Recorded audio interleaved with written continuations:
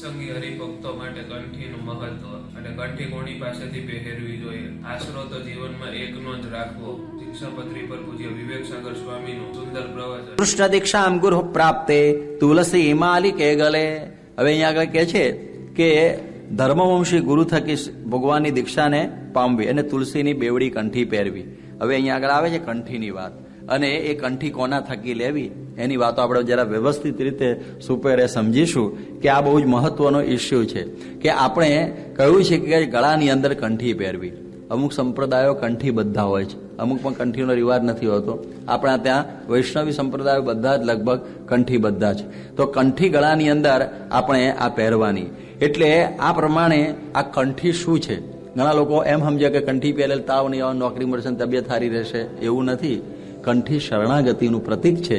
ભગવાનના આપણે શરણાગત છીએ એનું આ પ્રતીક આ કંઠી છે. એટલે પહેલા એ મહિમા કહીને આ શ્લોકને આપણે પછી મૂલવીશું. પરંતુ પહેલું જોઈએ કે ભગવાનનો આશરો કરવો આ કંઠીનું મૂળ હેતુ એ છે. પણ માણસને ઘણી વખતે સર્વતંત્ર સ્વતંત્ર રહેવાની બહુ ઈચ્છા હોય, એટલે કે મારે કોઈના આશરાની જરૂર જ નથી, હું તો બસ મારા બળ ઉપર મુસ્તાક છું.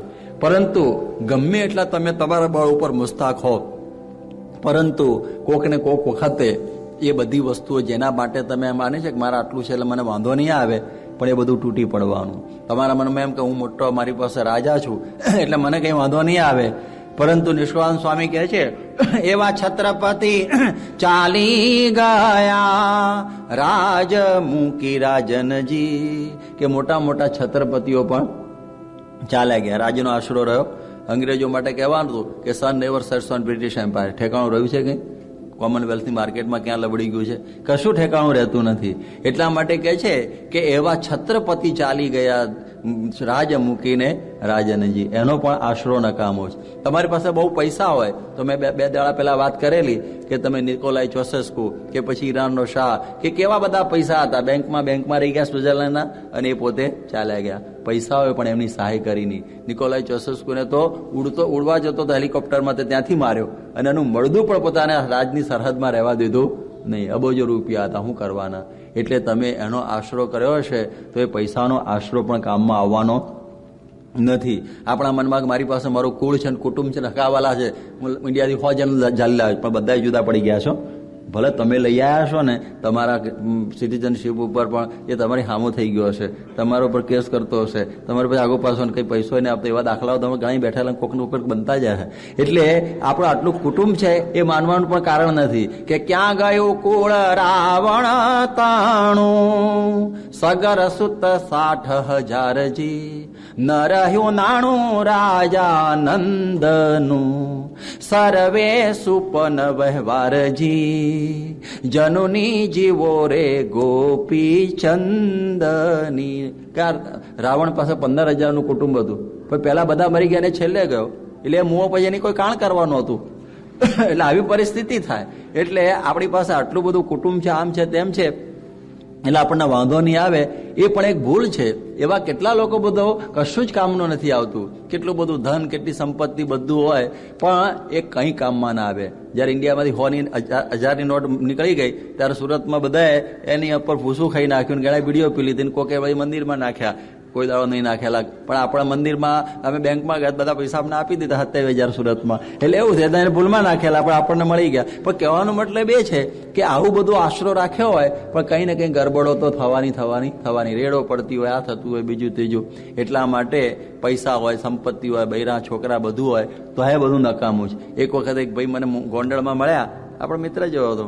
એક અમારે બહુ ભૂંડી થઈ કે હું કે 10 વર્ષ પહેલા લગ્ન કરેલા, આ મારી પત્ની, એક છોકરું એ છે, પણ શું થયું કે એનો અમેરિકાથી કોઈ મિત્ર આવ્યો ને એ લોકો નાનપણમાં સારા રહેતા અને મિત્રી હતી, અને પૂરવની પ્રીત જાગીને મને મૂકીને ચાલી ગઈ. હવે કઈ નહીં, તો આ મંદિરમાં આવી જાય. ના કે હવે તમે બધું બહુ ફરવા જાવ છો, બીજું કોઈ મળે તમને તો મને કહેજો. પણ એક વખત તો હેરાન થયો છે, હવે શું કહેવાનું છે. પણ આવા બધા હોય. આવી રીતના એટલે બ્રહ્માનંદ સ્વામી કહે છે આ બધા આશરા ખોટા છે કે નારી મિલી ફૂલવારી મિલી જો અટારી મિલી મહી કાચ ઢલ્યો હૈ ખાન મિલ્યો અરૂપાન મિલ્યો સન્માન મિલ્યો કહું ભાગ્ય ખુલ્યો હૈ એ સૂત મિલે ઘર પૂત મિલે બહુદૂત મિલે નિજત બેન पर्यो है ब्रह्म मुनि घन श्याम को आश्रय जो ना मिल्यो तो कछु ना मिल्यो है કે ભગવાનનો આશરો એ જો ન મળ્યો તો બીજું મળ્યું હોય તો પણ એનો કશો અર્થ નથી. આશરો એ લાચારી નથી, આશરો એક ગૌરવ છે કે હું ભગવાનનો છું. એ રીતે આશરો કરવાનો. દ્રૌપદીની જ્યારે લાજ જતી હતી અને એ વખતે એણે જોયું કે આ દુશાસન મારા વસ્ત્ર ખેંચવા તૈયાર થયો છે, એણે બધા વડીલોનું સામું જોયું. ભીષ્મ, ધૃતરાષ્ટ્ર, દ્રોણ, કૃપાચાર્ય હાથે બધા નીચું જોઈ ગયેલા. 5 પ્રતાપી પુરુષો એના જબરજસ્ત એ પણ નીચું જોઈ ગયેલા. હવે હું કરું? કારણ કે તો હારી ગયેલા હતા, બીજો કોઈ ઉપાય નહોતો લો આગળ. પછી એને એમ થયું કે મારું શું થશે? એક કૌરવ વધુ, આમ તો એ કૌરવ કુળ જ કહેવાય, આમ પાંડવ વધુ બોલીએ છે કે એની આ લાજ જઈ રહેલી છે, કોઈ બચાવવા તૈયાર નથી. અને પછી એણે વસ્ત્ર આમ પકડી રાખે, પેલો ખેંચતો હતો, પછી દાંતમાં ભરાયું, પણ પેલા દુશાસને દાંતમાંથી ખેંચ્યું એટલે તરત જ એણે પોકાર કર્યો, કૃષ્ણ કૃષ્ણ કૃષ્ણ. અને ઉપરથી સાડીઓનો વરસાદ વરસ્યો અને પેલો 10,000 હાથીના બળવાળો દુશાસન થાકી ગયો. દ્રૌપદીએ ભગવાનને કહ્યું, ભગવાન શું ઊંઘતા હતા? આ મારી લાજ જતી હતી, આટલું બધું મોડું કર્યું? ભગવાન કે મેં ક્યાં મોડું કર્યું? મોડું ત્યાં કર્યું, ત્યાં તારા વડીલોનો આશરો જ લીધો, પતિઓનો લીધો, તારા પોતાના પુરુષાર્થનો આશરો લીધો. છેવટે કંટાળી એટલે સ્પેર વ્હીલની જેમ મને યાદ કર્યો, બાકી હું તો ક્યારનો આ થપ્પી લઈને ઉભો હતો.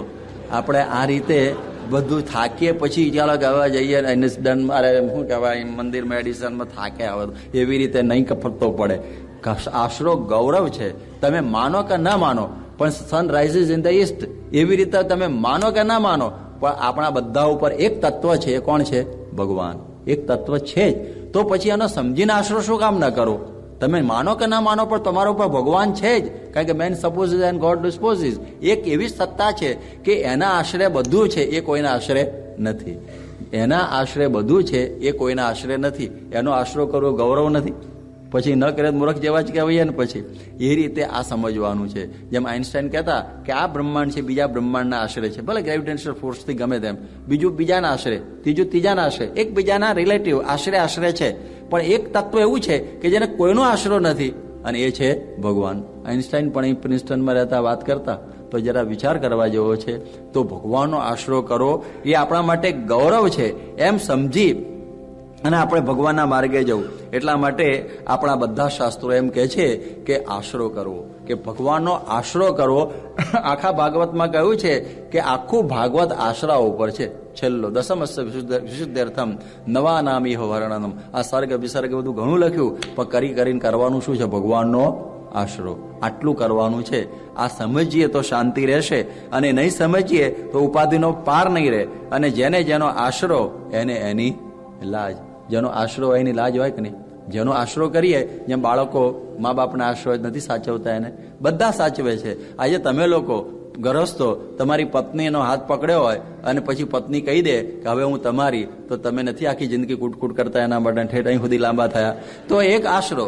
બાંગ્લાદેશમાં જયારે પાકિસ્તાન હાર્યું અને સફેદ ઝંડો ચલાવી દીધો, પછી એ બધા શરણાર્થીઓ માટે 5 પૈસાની ટિકિટ ઠેઠ સુધી લગાવવી પડી. આપણે જૂના માણસો જાણતા હશે, કારણ કે શરણાગત થઈ ગયા. તો એક જેન્ટલમેન પ્રોમિસ જયારે આવી રીતે બધા પાળતા હોય, તો ભગવાનને કહી દઈએ કે સકૃદેવ પ્રપન્નાય તવાસ્મિતિ યાચતે, હું તમારો છું ભગવાન, તું મારી જકરમાં તો હું તારી ફકરમાં. યોગક્ષેમમ વહામ્યહમ. ભગવાનનો આશરો કરવો જોઈએ. મહાભારતના યુદ્ધની અંદર 10 દિવસ થયા અને જ્યારે પાંડવ પક્ષમાંથી કોઈ મરતું ન હતું, એટલે પેલો દુર્યોધન લાલ પીળો થઈ ગયો અને સેનાપતિ ભીષ્મને કહે છે કે શું કરો છો? 10 દિવસ સુધી તમે કોઈ પાંડવોને મારતા નથી, મંદ યુદ્ધ લાગે છે, કદાચ તમે એના પક્ષમાં એવું લાગે છે, નહીં બોલવાનું બોલ્યો. અને ભીષ્મને ફીસી ચડી ગઈ કે કાલે અર્જુન નહીં, કાં તો હું નહીં. 2 છાવણીમાં સોપો પડી ગયો કે આ શું કહેવાય? કાલે યુદ્ધ પૂરું. અને ભગવાન યુદ્ધ વિરામની રાત્રિએ અર્જુનને સમાચાર આપવા ગયા, તો અર્જુન તો ઘસઘસાટ ઊંઘતો હતો. એ આમ દયાળુ દ્રષ્ટિથી જોઈ રહ્યા, ખબર નથી કે આવતીકાલે મરવાનો છે બિચારાને. એને ભાન નથી કે કાલે આ પ્રતિજ્ઞા થઈ છે. એટલે હલાયો અને ઉઠાડ્યો કે ખબર છે ભીષ્મની આ પ્રતિજ્ઞા છે? કે હા હા, શું? કે આવતીકાલે મારવાના છે મને. તો એ તો ઊંઘે છે કે હા, કે કેમ કે તમે જાગો છો એટલા માટે ઊંઘું છું. આશરોનો કેટલો બધો ફાયદો થઈ જાય કે જ્યારે ભગવાન જાગે આપણા માટે. બસમાં 60 જણા ઊંઘતા હોય અને ડ્રાઈવર જાગતો હોય તો વાંધો નહીં, પણ એ ઊંઘતો હોય અને 60 જાગતો શું ફાયદો? એટલે એ પ્રકારની આ ભાવના છે. એટલે એ દ્રષ્ટિથી ભગવાન આપણા માટે જાગતા હોય છે. એટલા માટે એ ભગવાનનો આશરો કરવો. આ દેશની અંદર પણ બધા ડોલર ઉપર લખ્યું છે, ઇન ગોડ વી ટ્રસ્ટ. ભગવાનમાં અમે શ્રદ્ધા ધરાવીએ છીએ. એ જ આશરો. બીજું શું એનો બીજો શબ્દ કહીએ તો? કારણ કે એ બધું જયારે પેલું ઉપર ચડતું હતું ત્યારે પછી વોન બ્રાઉને કહ્યું બધી તૈયારી છે પણ એક બાકી, કે શું? ભગવાનની પ્રાર્થના બાકી છે, નહીં તો મુશ્કેલી થાય. એટલા માટે આ મહદ આશ્રય કરો. આશરો ઓર્ડિનરી કરવો નહીં હો, આશરો ઓર્ડિનરી કરવો નહીં. નીચાશ્રયો ને કર્તવ્યો મહદ આશ્રય. મોટો આશરો કરો.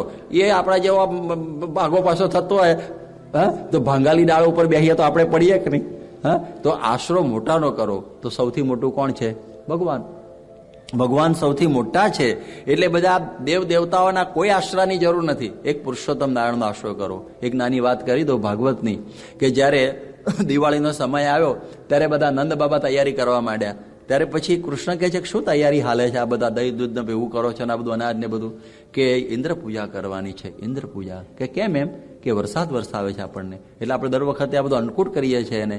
અરે કે મૂકો લપ ઇન્દ્રની. આપણે તો ગોવર્ધન છે એ જ આપણો આશરો છે, કારણ કે એની છાયામાં આપણે રહીએ છીએ, એમાંથી ઝરણા નીકળે છે ને બધું થાય છે. તો ગોવર્ધનનો આશરો કરો, એને કંઈક તમે ધરાવો. આ ઇન્દ્રની શું જરૂર છે? એની અંદર ગાયો હરે છે, ફરે છે, ખાય છે, ફરે, તો આપણો એને આશરો કરો. એટલે એ લોકોને જરા એમ થયું કે આ કંઈક ઠીક નથી લાગતું, પણ કૃષ્ણ ઉપર પ્રેમ બહુ, એટલે એ વખતે એ વર્ષે ઇન્દ્રની પૂજા ન કરી. અને ઇન્દ્ર બરોબર ભઠ્યો, ખીજાણો, અને એને 12 મેઘ ઘાંગા કર્યા અને એટલો બધો વરસાદ થયો કે પછી તો વ્રજ તણાવવા માંડ્યું. અને બધા કે લ્યો આ તમે આ કહ્યું, આ છોકરાના વચનમાં વિશ્વાસ રાખ્યો અને આ બધી દશા થઈ ગઈ. કૃષ્ણ ભગવાને ટચલી આંગળીથી ગોવર્ધન ઊંચો કરી દીધો. બેસી જાઓ બધા અંદર, બધા અંદર લઈ જાઓ. ઢોર ઢાંખર લઈને બધા અંદર વયા ગયા. અને લોકોને થયું કે હો કૃષ્ણે તો ખરું કર્યું. કૃષ્ણને ગોવર્ધનની કંઈ આશરો કરાવવો નહોતો, પણ સીધો પોતાનો કયો હતો, લોકો માનત નહીં. પણ એમને કહ્યું કે ગોવર્ધનને પણ જે આંગળીથી ઊંચી કરી શકે એનો આશરો કરવાનો છે તમારે, મારો આશરો. પણ સીધી વાત કરી હોત તો લોકોને ગોઠવાત નહીં જલ્દી કે મારી પૂજા કરો. પણ આવો પ્રસંગ ઉભો કર્યો કે ગોવર્ધનને જે આંગળીથી ઊંચો કરી શકતો હોય એનો આશરો મોટો ખરો કે નહીં? એટલા માટે કહે છે કે ઇન્દ્રચંદ્રની કોઈ પૂજાની જરૂર નથી, કોઈ દેવ દેવતાઓની. એક ભગવાનનો જ આશરો રાખો. બાકી 33 કરોડ દેવતાઓ કેટલા આશરા કરવા જાવ છો? હેરાન થઈ જશો ને પછી. આશરો તો એકનો જ હોય, પત્ની પછી 2-4 આશરા કરવા જાય તો શું થાય? એટલે સમજવા જેવું છે.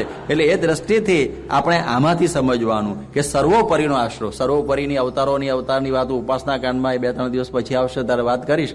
પણ અત્યારે આટલું સમજીએ કે આપણે કે છે ને જાજા ઘરનો પરોણો ભૂખે મરે. એકનો આશરો હોય તો આપણને કોઈ દિવસે ચિંતા થાય નહીં. એટલે એ રાખો. એટલે સર્વોપરીનો આશરો. એટલે આપણે એ હવે ભગવાનનો આશરો તો વાત આવી ગઈ, પણ પ્રશ્ન એમ થાય છે એ ભાળ્યા વગરની ભક્તિ કરવીને કઈ ઠેકાણે જાઉં, અટકળના ફાત્યામાં હું ચોળીને ખાઉં. આ બધી થોડી કાઠિયાવાડી વાત બધી કહેવતો આવશે ભેગી. તો કે છે ને કે જેને ભગવાનને જોયા નથી એનો આશરો કેવી રીતે થાય? અમેરિકાનો તો ખ્યાલ છે કે કોઈ વિડીયો મોકલી હોય, કોઈ ફોટા મોકલ્યા હોય, કોઈ આ પ્રમાણે આપણને આવીને વાત કરી હોય કે ત્યાં તો આમ સોનાની આમ શું કહેવાય ઘી દૂધની નદીઓ વહે છે અને આખું સુવર્ણના મહેલ છે. ભલે અહીંયા આગળ આવીને પછી 2 સેન્ડવિચ લઈને સવાર ત્યાં સુધી કૂટાતો હોય, પરંતુ આ પ્રમાણે ત્યાંથી તો એટલી બધી વાતો સાંભળી હોય એટલે એને એમ થાય કે મારે ગમે તેમ કરીને અર્થમ સાધ્યામી વા દેહમ પાત્યામી, ભલે મરી જવા આવતા મેક્સિકો તરફથી પણ મારે જવું છે ને જવું જ છે. એવી રીતે લોકો આવી ગયા હોય. એટલે એ દ્રષ્ટિથી એનો મહિમા સાંભળીને આવે. પણ ભગવાનનું એવું છે ને કે યદગત્વાન નિવર્તન્તે તદ્ધામ પરમમ. ભગવાન કે મારા પાસે આવેલો પાછો આવતો નથી. કાગળ લખતો હોય, ફોટો મોકલતો હોય તો ખબર પડે કે ભગવાન પાસે જવા જેવું છે. તો ભાળ્યા વગરની ભક્તિ કરવી. કયે ઠેકાણે જાઉં, અટકળના ફાત્યામાં હું ચોળીને ખાવું. જે ભગવાનને જોયા નથી એનો આશરો કેવી રીતે થાય? એનો આશરો થઈ શક્યો જ નથી. તો એ માટે એ આપણને ભગવાન જેને ભાળેલા હોય ને એના થકી આપણને ભગવાનનો આશરો કરવાનું મન થાય. પણ લોકો ભાળ્યા વગરની પણ ભક્તિ કરે છે. પહેલા હું સમજાવી દઉં કે જોયા નથી ભગવાનને, પણ લોકો છે ને કે જુદી જુદી રીતે આ ભક્તિ કરતા હોય છે. એ કેવી રીતે ભક્તિ કરતા હોય? 4 રીતે ભક્તિ કરતા હોય છે લોકો ભગવાનનો. કોઈએ રામકૃષ્ણ દેવ શું કહેવાય કે પછી માતા મહાદેવ કે સ્વામિનારાયણ અત્યારની તારીખે તો જોયેલા નથી. તે વખતનાની વાત છોડી દો હમણાં, પણ આજની તારીખે આપણે 1998માં બેઠા છીએ, એમાં કોઈએ કોઈને જોયા નથી. તો પછી કેવી રીતે આશરો ભગવાનનો ભક્તિ કરે? ભક્તિ તો ખૂબ ચાલે છે મારી, ભક્તિ તો હદ વગરની ચાલે છે. અત્યારે તો સિઝન છે ચાતુર્માસમાં, અમને 3 મહિનામાં તો ભગવાન શંકરને શરદી થઈ જાય એટલું બધું થશે. એટલે એ દ્રષ્ટિથી કેટલી બધી ભક્તિ ચાલે છે. તો પહેલું કરે છે શાસ્ત્રો વાંચીને લોકો આશરો કરે.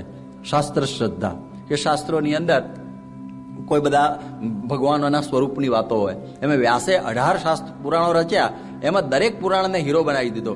દાખલા તરીકે શિવ પુરાણ કરે ને તો બધા દેવતાઓ આવીને શિવની સ્તુતિ કરે, વિષ્ણુ પણ સ્તુતિ કરવા આવી જાય. અને પછી દાખલા તરીકે એમણે વિષ્ણુ પુરાણ કર્યું હોય તો બધા આવીને વિષ્ણુની સ્તુતિ કરતા હોય. દેવી પુરાણ બનાવ્યું હોય તો બધા જ ભેગા થઈને આમ હાથ જોડીને કે યા દેવી સર્વભૂતેષુ શક્તિ રૂપેણ સંસ્થિતા નમસ્તસ્ય નમસ્તસ્ય કરીને બધા એ જ વાતો કરવા માંડે. એટલે લોકોને એમ થાય કે બધા જ બરોબર છે, ગમે તે એક પકડી લઈએ તો કોઈ વિષ્ણુને પકડાય, કોઈ શિવને પકડાય, કોઈ માતાને પકડાય, કોઈ મહાદેવ.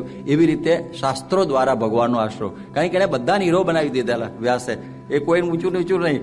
એટલે એ રીતે થાય. પછી જે બીજું છે એમાં છે દાખલો વંશ પરંપરાગત ભગવાનની ભક્તિ કરતા, કે તમે કેમ આ કૃષ્ણની ભક્તિ કરો? અરે ભાઈ અમારા કુટુંબમાં ચાલી આવે છે પહેલાથી જ, એટલે અમે કરીએ છીએ મારા ભાઈ.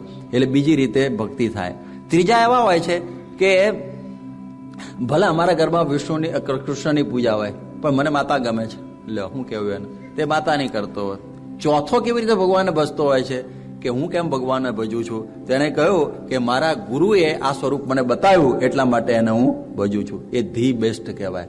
કારણ કે કબીર કહેતા, લોગ કહતે હૈ કાગજ કી લેખી, હમ કહતે હૈ નૈનન કી દેખી. લોકો શાસ્ત્રો વાંચી અને આપણને ભગવાનના સ્વરૂપની વાતો કરે, ભગવાનનો મહિમા કે શાસ્ત્રોમાંથી કાગજ કી લેખી. અને પ્રમુખ સ્વામી જેવા સંત છે ને, નયનન કી દેખી, ભગવાનનો સાક્ષાત્કાર કરીને વાત કરતા હોય કે આ મારા ઈષ્ટદેવ સ્વામિનારાયણ, એને જોતા હોય અને બોલતા હોય. જેમ વિવેકાનંદ સ્વામીને ભગવાન ભજવાની ઈચ્છા થઈ ગયેલી, આવો આશરો કરવાની, બધાને પૂછે ભગવાન જોયા છે, ભગવાન જોયા છે. કારણ કે જે માલ લેવા જઈએ તો હોવો જોઈએ ને અંદર, કે વાતો 3-3 કલાક પારાયણ નહીં કરે બધા, કોઈ રામાયણ ઉપર, કોઈ મહાભારત ઉપર, કોઈ ભાગવત ઉપર. પણ પ્રામાણિકપણે પૂછીએ કે આટલી બધી ગળું તોડી નાખો છો, ભગવાનને જોયા છે? કે ના ના હોદીએ છે, તમે હોદો છો, તમારી પાસે મને શું મળવાનું છે? એટલે આવા તો ઘણા બધા છે.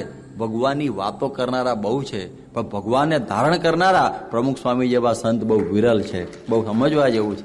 એટલે નયનન કી દેખી વાળા, હો, નયનન કી દેખેલા સમજણ પડે છે ને બધું ગુજરાતીમાં, કે આંખે જોયેલા, સાક્ષાત્કાર કરેલા. અને એ વખતે કોઈએ કહ્યું કે આવડી મગજમારી રહેવા દે. બહુ બધાને પૂછ્યું, બધા હોદતા જ હતા કે રામકૃષ્ણ પરમહંસ પાસે જા.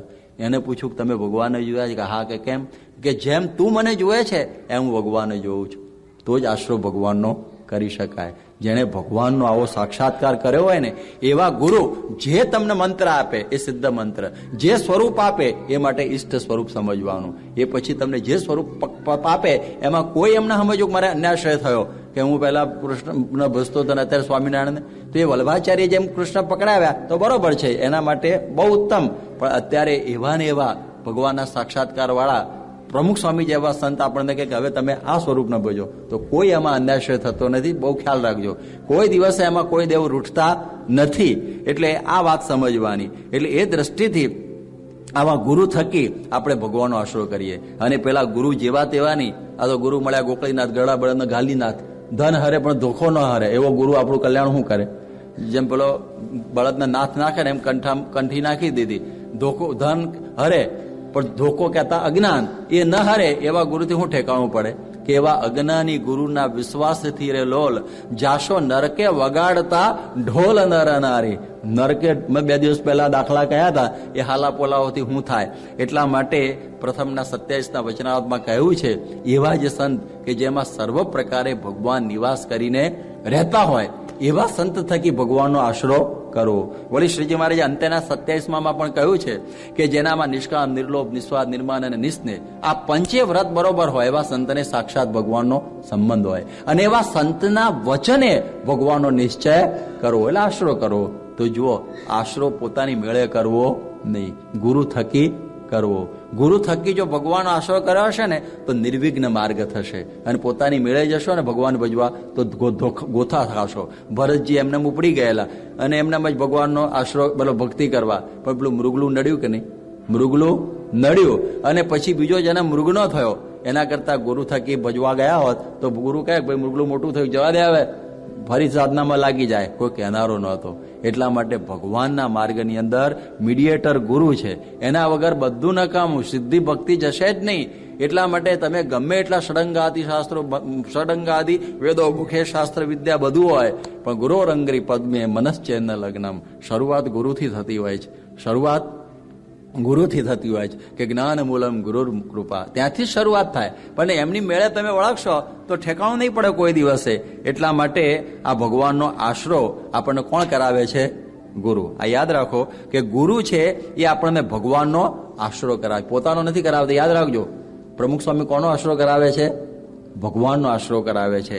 એટલા માટે એવા સાચા ગુરુ આપણને જીવનમાં મળવા જોઈએ. પહેલા ભગવાનના ભસતા પહેલા ભગવાનને ગોતવાની ઉતાવળ નહીં કરતા કોઈ દાડો ભૂલમાં, પહેલા ગુરુને ગોતજો. હવે એમ થાય છે કંઠી પહેરાવે છે, એની થોડી વાત સમજાવું કે કંઠી શું ચીજ છે, બહુ ટૂંકમાં કે કંઠી શું છે, આપણને કંઠી પહેરાવાની જરૂર શું? તો તુલસી વિવાહની નાની વાત કહી દઉં કે તુલસીજી, જેનું નામ વૃંદા હતું અને એનો ધણી હતો જાલંધર. હવે એને જાલંધર અસુર હતો અને વૃંદાને એવું હતું કે જાલંધર કોઈ રીતે મરે એવો નહોતો, પણ જો વૃંદાનું કોઈ સતીત્વ ચૂકાવે તો જાલંધર મળે. જાલંધર ત્રિલોકીને હેરાન કરતો હતો. ભગવાને જોયું કે આનો ગમે તેમ કરીને પતાવો પડશે, એટલે એમણે જાલંધરનું સ્વરૂપ લઈને વૃંદા પાસે ગયા અને વૃંદા ભૂલી પડી ગઈ. અને આ બાજુ ભગવાને બીજા સ્વરૂપે જાલંધરનું માથું કાપી નાખ્યું. પછી એને ખબર પડી કે ભગવાને મારી સાથે છળ કરી અને મારું પાતિવ્રત્ય એટલે મારો ધર્મ, મારું શિયળ લૂંટ્યું. એટલે એને ભગવાનને શાપ આપ્યો કે તમે જડ થઈ જાઓ, એટલે તુલસીનો છોડ થઈ ગયા. ભગવાને કહ્યું, અરે શાલિગ્રામ થઈ ગયા. ભગવાને કહ્યું તું પણ જો ખરેખરી પતિવ્રતતા હોય તો તું મને ઓળખી શકવી જોઈએ ને, એટલે તું એ જડ જેવી છે, એટલે તું વૃક્ષ બની જા. એટલે એ બની ગયા તુલસી અને ભગવાન બની ગયા શાલિગ્રામ. હવે એક વખતે જે ભ્રષ્ટ થયું એટલે થયું, પછી લગ્ન જ કરવું પડે ને છેલ્લે. એટલે પછી તુલસી અને શાલિગ્રામના લગ્ન થયા. નામ શું કહેવાય? તુલસી વિવાહ. એટલે તુલસી ભગવાનને સમર્પિત થઈ ગયા, એટલે સમર્પણનું પ્રતીક એટલે શું કહેવાય? તુલસી. આપણે કોઈ વસ્તુ કોકને દાન આપવાની એની ઉપર તુલસી પત્ર મૂકીએ. ભગવાનના થાળ ઉપર પણ તુલસી પત્ર, દમ ના મામા, આ મારું નથી. એવી રીતે આ દેહ કોનો છે? આપણો છે. આ દેહની અંદર આત્મા આપણો છે? કશું આપણું નથી. આ કોનું છે બધું? ભગવાનનું. તો તદીય વસ્તુ તુભ્યમ એવ પ્રદીયતે. આપણે ભગવાનની વસ્તુ ભગવાનને અર્પણ કરવાની હોય તો કોઈ પણ વસ્તુ અર્પણ કર્યું તો કેવી રીતે કરાય? ફરીથી એની પર શું મૂકવાનું? તુલસી પત્ર. તો આપણા માથા ઉપર તુલસી પત્ર મૂકીને આપણે કહેવું કે હે ભગવાન, આ બધું હું, મારો આત્મા, દેહ બધું કોનું છે? આપનું છું. હું આપણો શરણાગત છું. તો તુલસીનું પત્ર તો ઉડી જાય, એટલે પછી બીજા દિવસ ભૂલી જઈએ, અરે હોય હું તો જે છું એ જ છું. તો આપણને હંમેશા ભાન રહે. એટલા માટે તુલસીની કંઠી ગળામાં નાખેલી 24 કલાક ખબર રહે કે હું ભગવાનનો છું, દેહનો નથી, હું કોઈનો નથી, કુટુંબીનો, સગા સંબંધનો, પણ કોનો છું? ભગવાનનો. હવે તુલસી છે ને ઘણી વખત મળતી નથી, એટલે કોઈ પણ કાસ્ટ ચાલે છે, ચિંતા નહીં કરતા પાછું. એટલે આ હોય. પછી તમને બીજો પ્રશ્ન થાય કે બે શેરો કેમ છે? પારાઓ કેટલા હોવા જોઈએ એનો નિયમ નથી, પણ બે શેરો કેમ છે? તો આપણે પાછું ભગવાનનો છું કરતા કરતા કદાચ ભગવાન ન બની જઈએ. એટલે એમ થાય કે મારે ભક્ત બનવું છે અને ભગવાનની ભક્તિ કરવી છે. એટલે બે છે, ભક્ત અને ભગવાનની બે શેરો છે. જેમ રાધા રૂપ થઈ અને મારે કૃષ્ણની ભક્તિ કરવી છે, સીતા રૂપ થઈને રામની ભક્તિ કરવી છે, એમ મારે અક્ષર રૂપ થઈને પુરુષોત્તમની ભક્તિ કરવી છે. એટલા માટે બે શેર. એકમાં તો કદાચ જોખમ થાય, કારણ કે કદાચ હું ભગવાનનું કરતા કરતા હું જ ભગવાન કદાચ ભ્રમ પડી જાય તો ઉપાધિ થઈ જાય. એટલે એ દ્રષ્ટિથી આ બે કંઠી આપણે બે પેલું મૂકીએ છીએ. અને એ વખતે આપણને સ્વામી શું કહે છે ખબર છે? હાથમાં પાણી આપે. આનું શું કહે?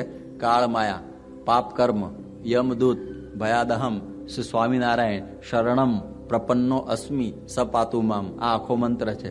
આખો મંત્ર એટલે હું કાળ માયા પાપ કર્મ એ બધાથી હે ભગવાન હવે કોને શરણે આવ્યો? હું તમારે શરણે આવ્યો. હવે તમે મારી રક્ષા કરો.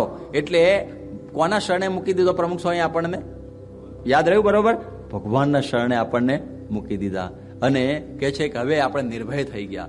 આપણને એમ થઈ ગયું શરણાગત હું કોનો? હવે ભગવાનનો. ભગવાન મારી સાથે આવી ગયા. કેટલી બધી શાંતિ થઈ જાય કે કાળ કર્મનો હુકમ મારા માથે હવે ચાલે નહીં. જે કંઈ થઈ રહેલું છે આઈ એમ ગવર્ન બાય સ્પિરિચ્યુઅલ લોઝ. ભગવાનના કાયદે મારું જીવન થઈ ગયું. મને કાળ કંઈ કરી ન શકે, કર્મ કરી ન શકે, માયા ન કરી શકે, સુખ કે દુઃખ ગમે તે આપે, પણ આવે એ બધું આપનાર કોણ છે? ભગવાન જ છે. એટલા માટે આ પ્રમાણે આપણને આ કંઠી પહેરાવી દીધી અને કંઠી કેટલો બધો શાંતિ થઈ ગઈ. એટલે આપણને ભગવાન પ્રપત્તિ કે હું ભગવાનનો છું. મારા બધા આવે છે ને, બધા કહે છે ને જાઓ તારા બધા કર્મો બળી ગયા, હિંમત આપે, હવે સારા કર્મો કરજો. આવું તમારું કોઈ પ્રારબ્ધ રહ્યું નહીં, કારું મારા પ્રારબ્ધ નહીં આવું મારું થયું, ઘણા કે કુદરતથી આવું થયું, બહુ બધું શબ્દો બોલે છે. એવું નહીં બોલવાનું. જે કંઈ થયું સારું કે ખોટું, પણ કોણ કરે છે? ભગવાનની ઈચ્છા, એ જ મારું પ્રારબ્ધ. યાદ રહ્યું? કંઠી પહેર્યા પછી ભગવાન ઉપર જ મૂકવાનું. એટલે એમ નહીં બોલવાનું કે આ તો કુદરતે કર્યું. ઘણા લોકો આવું બોલે છે કે આ બધું કિસ્મત, એમ બોલતા હોય ઘણા લોકો. એટલે એવું બધું કરવાનું નહીં. અને ડર નીકળી ગયો. આપણને શું થઈ ગયું? હવે નિર્ભય થઈ ગયા. ભગવાન મારી ઉપર આવી ગયા. સાન ફ્રાન્સિસ્કોની અંદર ગોલ્ડન ગેટ બ્રિજ છે, એ જયારે બનતો હતો ને ત્યારે ઉપરથી લોકો મજૂરો પેલી હાઇટ ફોબિયા ખરી ને, એક્રોફોબિયા કહે છે, એને લઈને ગભરાઈને બધા અંદર પડતા હતા નદીમાં. એટલે પછી એ લોકો એક સેફટી નેટ બાંધી દીધી, પછી એકે પડ્યો નહીં. એનું કારણ શું? એની પેલી નેટ દેખાય ને એટલે ડર જતો રહ્યો, ઊંચાઈનો ડર જતો રહ્યો. જેમ સર્કસમાં બોલો ઝુલામાં છે જાળી હોય, એટલે ડર જતો રહ્યો. એવી રીતે પ્રમુખ સ્વામી મહારાજે આપણને સહજાનંદ રૂપી સેફટી નેટ મૂકી દીધી. કાળ કર્મનો ભય આપણે જતો રહ્યો, નિર્ભય થઈ ગયા. કેટલો બધો ફાયદો થઈ ગયો, હાશ થઈ ગઈ. એટલા માટે આ અનાથપણાનું મેણું ઉતર્યું અને સદા થયા સનાથ. કે અનાથપણાનું મેણું ઉતર્યું, સદા થયા સનાથ, સદા થયા સનાથ. અરે ડર ન રહ્યો રે બીજા દેવનો, ગ્રહ્યો હરિએ હાથ, ગ્રહ્યો હરિએ હાથ. ભાગ્ય જાગ્યા રે આજ જાણવા. ભગવાનના આશ્રય સ્વામીએ મૂક્યા, મારા ભાગ્ય જાગી ગયા. હવે મારે કોઈનો ડર ના રહ્યો, કોઈ દેવનો. મારા માથા ઉપર સહજાનંદનો હાથ આવી ગયો. હવે કોઈનો ડર હોય? કોઈનો ડર નહીં. એટલા માટે આ કંઠી એટલે અનન્ય શરણાગતિ.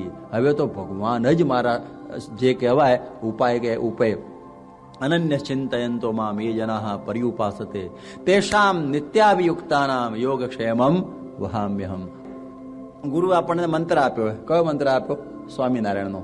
સ્વામિનારાયણનો જ મંત્ર આપાય છે ને, એટલે એ મંત્રોનો જાપ કરો. પછી બીજા મંત્રોની કોઈ જરૂરિયાત નથી. કે જે સ્વામિનારાયણ નામ લેશે તેના બધા પાતક બાળી દેશે. છે નામ મારી શ્રુતિમાય અનેક, સર્વોપર્યાજ ગણાય એક. ગાયત્રીથી લક્ષ ગણો વિશેષ, જાણે જેનો મહિમા મહેશ. એ મંત્રથી ભૂત પિશાચ ભાગે, એ મંત્રથી તો સદબુદ્ધિ જાગે. એ મંત્ર જેના મુખથી જપાય, તેના થકી તો જમનાસી જાય.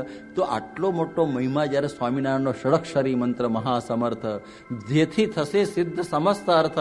સુખી કરે, સંકટ સર્વ કાપે, અંતે વળી અક્ષરધામ આપે. તો પછી હું કામ બાજી માથાઉટ કરવી ખોટી? એક મંત્ર, એક ઈષ્ટદેવ, એક ગુરુ. અનંત આનંદ આવશે. તમે જોજો એની મસ્તી કોઈ ઓર રહેશે. એટલા માટે આવો સ્વામિનારાયણના મંત્રનો આવો મહિમા છે.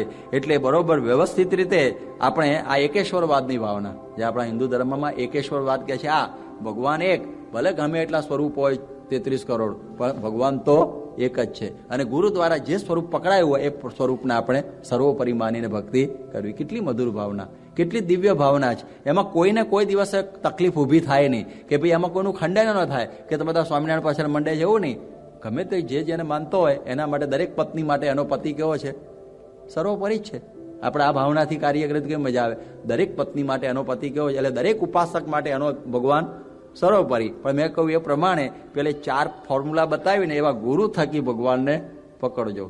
લોકોને દેહનું બહુ હોય કે કંઠી પહેરી એટલે તાવ આવવો જ ના જોઈએ, કંઠી પહેરી એટલે તબિયત સારી રહેવી જ જોઈએ. આપણે આવું બધું સમજીએ છીએ, પણ એવું નથી. આ કંઠી મેં કહ્યું એ ફરી યાદ રાખજો, શરણાગતિનું પ્રતીક છે.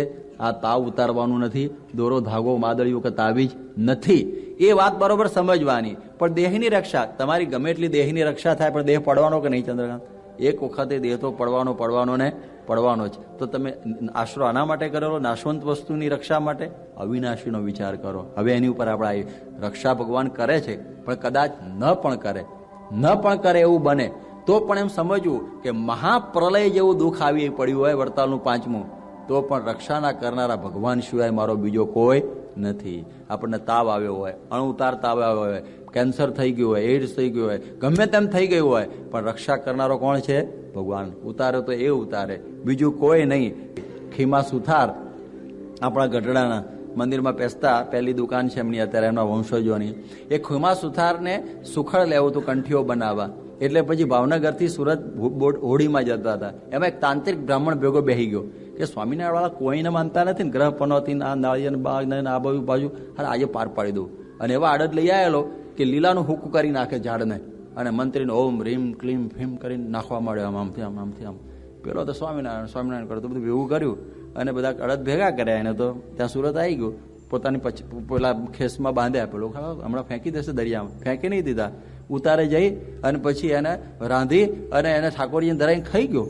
પેલો કેટલા મંત્રેલા ખાઈ ગયો કે અમારે સીધું હોદવું મટ્યું, ત્યારે રેશન ક્યાં લેવા જવું રાતે, આ સ્વામિનારાયણનું ઠેકાણું. ત્યારે એ પછી એ તાંત્રિક બ્રાહ્મણ સાધુ થયો, શૂન્યાતીતાનંદ સ્વામી નામ, અને સુરતમાં એનું મંદિર બનાવ્યું. એમનો ફોટો છે ત્યાં સુરતના મંદિરની અંદર. તો આપણને ખ્યાલ આવે કે આવા બળવાળા આપણા સત્સંગીઓ કે જેને કોઈ દિવસ આગુ પાછું ડર કંઈ જ નહીં. અમારા પાર્ટીના રામભાઈ, એના બધા ભુવાઓ ભેગા થઈને કે તું સ્વામિનારાયણનો છે ને તને ધોણાઈ દઈએ, અને કે ના ધૂણું તો 500 રૂપિયા આપું, અને પછી તમે હારી જાઓ તો કે અમે 500 રૂપિયા આપીએ. અને 150 ભુવા ભેગા થયા હો પેલા રામભાઈને ધૂણાવા, આપણા સર્વમંગલ સ્વામીના બાપા. અને કોઈથી પત્તો પડ્યો નહીં, છાપામાં વાત આવી ગઈ.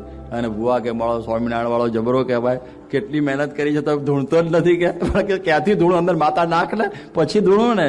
પણ આવી વાતો એટલે જ્યાં જ્યાં ગુણાતીતાનંદ સ્વામી ફર્યા ત્યાં દોરો ધાકો કે ડાકલું પહેવા દીધા નથી.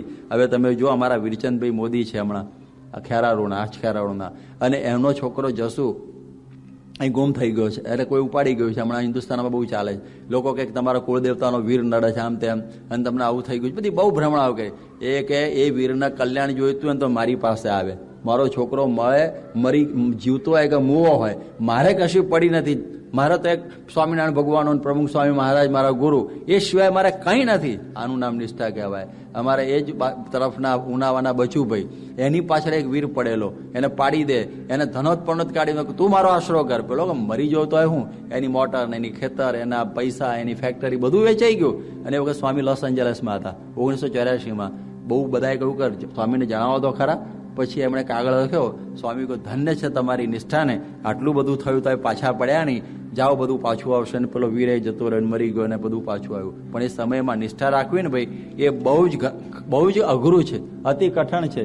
એટલે આપણને લાગે કે આ પ્રકારનો જે આશરો છે ને એ અતિ કઠણમાં કઠણ છે. તમે જો વાલેરા વરુને પણ અણ ઉતારતા વતવાના જો, એણે પણ આશરો બદલ્યો નહીં. આપણા ઉપેન્દ્રભાઈ ઓઝા સડબરીમાં 2 કિડની ફેલ છે, ન્યુયોર્કની ઘણી સેવાઓ કરી મંદિરની, પણ એને જ્યારે ટેલિફોન કરીએ કેફ મારે બાપાની બહુ કૃપા લ્યો, એને કોઈ દિવસ મોડી વાત જ નહીં. એવા બધા કેટલા હરિભક્તો આપણા ત્યાં છે. અમારે એક નાથાભી બદલપુરના બારિયા બિચારા, અને હાફ કાઢ્યો. અને તમે બધા જૂના માણસોને ખબર હશે, ભાથીજી પાસે લઈ જાય. એને કંઈક જો મને શાસ્ત્રી મારે જે કંઠી પહેરાય છો, ભાથીજી પાસે મને નહીં લઈ જતા, ને તો મારો આશરો બદલાઈ જશે, એમ બોલતા બોલતા ધામમાં વહી ગયા. આવા નિષ્ઠાવાળા, દેહની ચિંતા નહીં કરનારા. એટલા માટે આશરાવાળાને દુઃખ આવે પણ એ હસી હસીને ભોગવે, અને વગર આશરાવાળો રોઈને ભોગવે. કેટલો મોટો ફરક કહેવાય. એટલા માટે આ વાત સમજવી. હવે ઘણી વખત એમ થાય કે મેં કંઠી પહેરીને મારો તાવ કેમ ગયો નહીં, મને કેમ મારી લોટરી લાગી નહીં, પૈસા મળ્યા નહીં, મારો ધંધો બરોબર થયો નહીં, મોટોનું ઠેકાણું પડ્યું નહીં. આ બધું એનું શું સમજવાનું? પણ એમ સમજવાનું કે ભગવાન જે કરતા હશે એ સારું જ કરતા હશે. આશરાવાળાએ સમજવાનું કે મેં કંઠી પહેરી છે આના માટે નથી પહેરી, મારા એકાંતિક ધર્મની રક્ષા મહારાજ કરે છે. રક્ષા આ સમજવાની.